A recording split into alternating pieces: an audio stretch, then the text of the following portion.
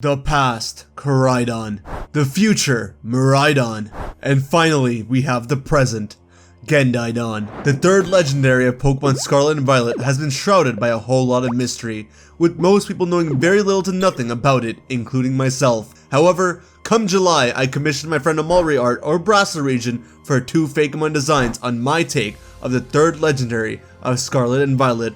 Another dragon who would form a trio with Koraidon and Miraidon, who together would represent all 3 dimensions of time and space, Gendaidon. Now, one thing I want to clarify moving forward is that this design of Gendaidon was made before the release of Cyclizar, but even before that, we were clear about making the design of this third legendary green in color. The reason for this is simple. On the spectrum of light, Koraidon in a way represents infrared light, while Miraidon represents ultraviolet light. Now, whether or not these 2 legends actually represent light or not is a different story, but they both have the colors of both ends of the spectrum, and seem to match pretty well. And if you cut through the middle of the spectrum, green is the color that you'll get as the middle color. Even if you were to take apart the 7 colors of the rainbow, green is the middle color as well. This is why with Gendaidon here, we went with the greenish color scheme to represent the present, the middle of the past, and the future.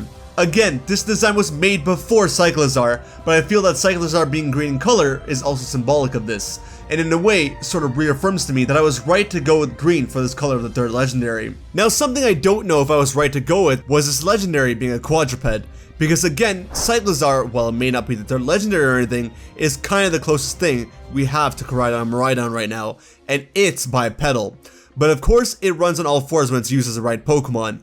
For Gendaidon, that was kind of the intention. We still want to be a ride Pokemon, which is why we have a seat-like design that the other 2 have, but it was also made to be a quadruped just because I thought it would be fun to have one member of the trio that way. Gendaidon was not only designed before Cyclizar, it was also designed before we knew about terrestrialization. But we knew there was going to be something to do with crystals because of the Japanese logos, and since the third legendary usually has something to do with the gimmick of the game. So because of this, I wanted Gendaidon to have this crystal motif that it has going on. Its design was also made to be more present-day looking, although admittedly, that was pretty hard to convey. And though it looks like it might be a rock and dragon type because of the crystals, I actually have Gendaidon as a dark and dragon type for all the reasons I'll mention after I show off its next form. Which, yes, it does have another form like most third legends do. That will explain many more aspects of it in detail. Meet Gendaidon's transcendent form. This is where Gendaidon transcends all 3 dimensions of time and is showing off its eternal form. A form that represents all 18 typings. Now, as I mentioned earlier, I think Gendaidon is going to be the Pokemon which is responsible for terrestrialization in Paldea, and the ring around it, as well as its multicolored look, is what symbolizes that and all 18 typings. Now, as I said earlier, we didn't know about terrestrialization when we made these designs. However, because of the type wheel that we had in the main city of Paldea, most people assumed that the new gimmick of the game had something to do with all 18 typings, and sure enough, it did. That's also why both Gendaidon forms have a multicolored eye to represent all 18 types. The crystal motif again is represented by terrestrialization, of course, so it had to stay. And it flying and having 4 arms is something that makes it look like it's transcended and more eternal looking, giving it that crazy third legendary look, and also adding to its form name. Now, I mentioned that Gendaidon will be a dark and dragon type Pokemon. Dragon, I don't think I need to get into all too much.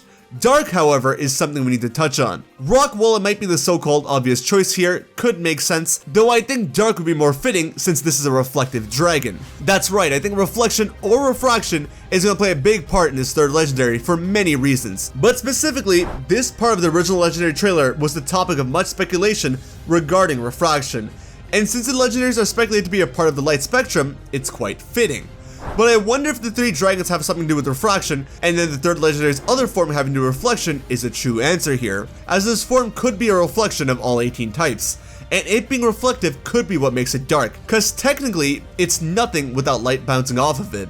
Now I know what you're thinking, dark in Japan is not dark, it's evil, and that would also help me in this case, cause it could be an evil dragon because technically, it's stealing light as reflecting it. You get me? I think that would also kind of separate it from Necrozma. I also think that Nemona having a green streak of hair is quite interesting, and like most people, I think she's going to have a part to play with the third legendary, and that streak of hair could even make it related to Gendaidon in some way. And more than anything, I think Gendaidon's name almost has to be a lock. There are a few other options of a Japanese word for present, but I don't think any of them come nearly as close or as cool as Gendaidon, so I do think that will be the actual name of this legendary. Will it be a design similar to this? I doubt it'll be anything like the first form, but the second? I would freaking love it, because it goes crazy. You guys gotta let me know what you think about Gendaidon in the comment section down below, and what you expect the third legendary to be like. And while you're here, maybe you can check out the Fakemon evolutions that I made for the Paladin starters. Thanks for watching, guys. I hope you all enjoyed. Take care of yourselves, have a wonderful day, and I'll see you guys all in the next video, alright? Later, bye!